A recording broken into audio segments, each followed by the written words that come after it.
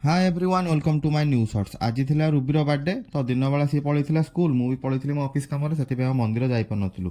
संध्याळे भी वर्षा जोर होउतला। वर्षा छाड़ला पर मु कहल चल जिबा रुबी हम घर पाखर अछि साई बाबा मंदिर सेठी दर्शन करिके आसीबा।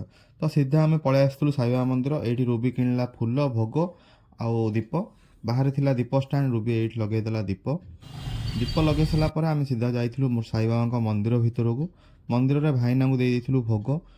बाबा से भोग करदे भाईना।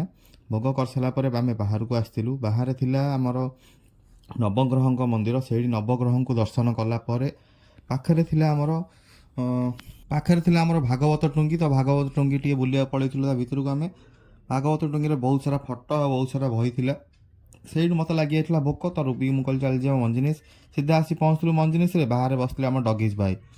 तो डायरेक्ट आम भितर गलु। भितर गलापर रूबी आनी तार पनीर क्लस मु आनी मोर चिकेन क्लस। तो मु देखिली बाहर डगी बस मैंने डगी पाखे ही खाइबी। भितर तार रूबी थिला मु बाहर पलि आसली मो प्लेट धरिकी।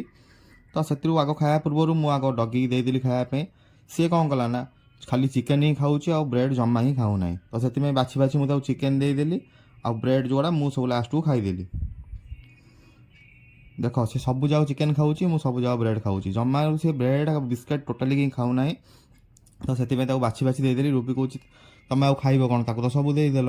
मु कहली सी आग खाऊ तापर जो कथा आम पलि आइलु घर को। घर आम सान भाई आरेंजमेंट कर रूबी केक फैक से रूबी आम केक काटिदेला। केक काटी सारा पे आम फटो सुट करूँ।